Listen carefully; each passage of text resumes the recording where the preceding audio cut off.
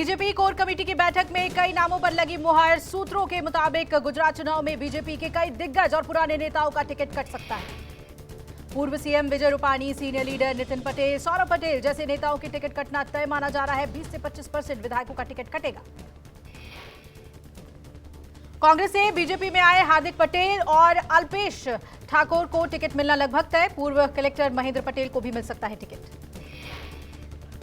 Cricketer Ravindra Jadeja की पत्नी रिवाबा जडेजा को जामनगर से मिल सकता है टिकट। वर्तमान कैबिनेट मंत्री पूर्णेश मोदी का कट सकता है टिकट।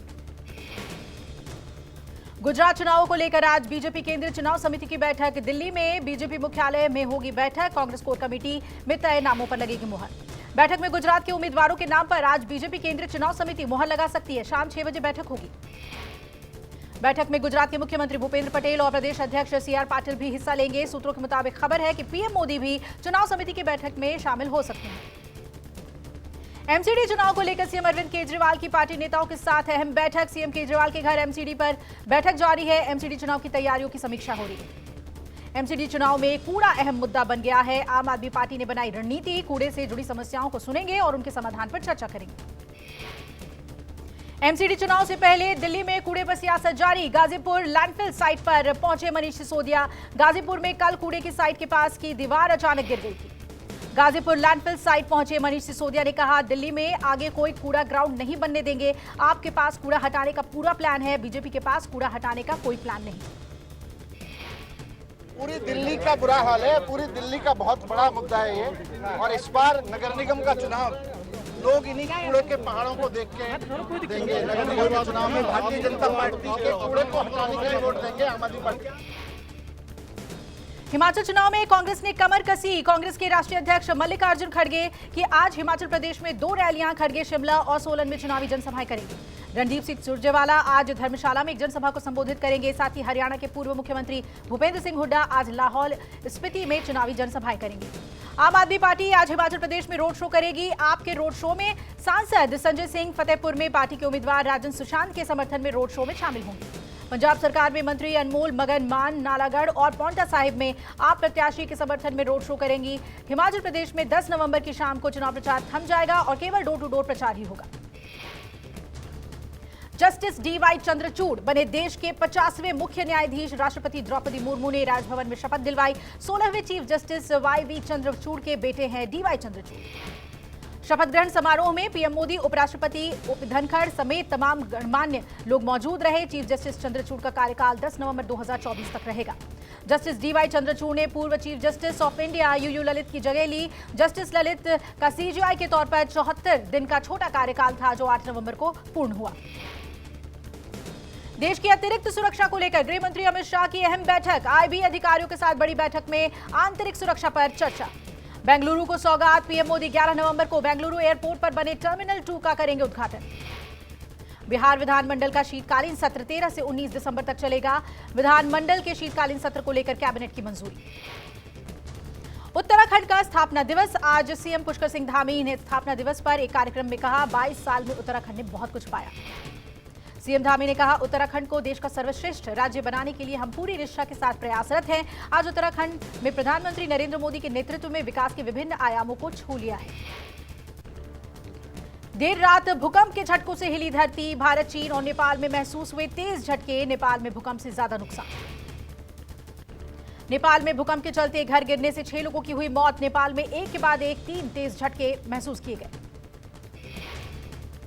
नेपाल में मौतों का आंकड़ा बढ़ने की आशंका बढ़ी। जमींदोज हुए घरों में रेस्क्यू ऑपरेशन चलाया गया। राहत बचाव कार्य में लगाई गई नेपाल की सेना।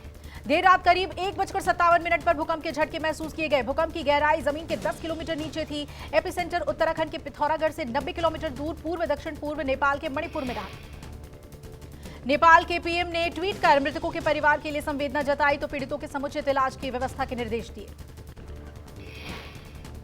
नेपाल में आए भूकंप के झटके दिल्ली तक महसूस किए गए। दिल्ली, नोएडा समेत एमपी तक देर रात 1:57 पर भूकंप की 5.7 तीव्रता वाली झटके महसूस किए गए। तकरीबन 1 मिनट तक धरती हिलती रही। लोग इस कदर डर गए कि रात के समय घरों से बाहर निकल आए। आधी रात घरों के अंदर सो रहे लोग अपने घरों के बाहर निकल आए तो कहीं ऑफिस में काम कर रहे लोग भी बाहर भागे। भूकंप के झटकों से दिल्ली एनसीआर में दहशत फैल गई। नई दिल्ली स्टेशन पर भी अफरा तफरी का माहौल दिखा।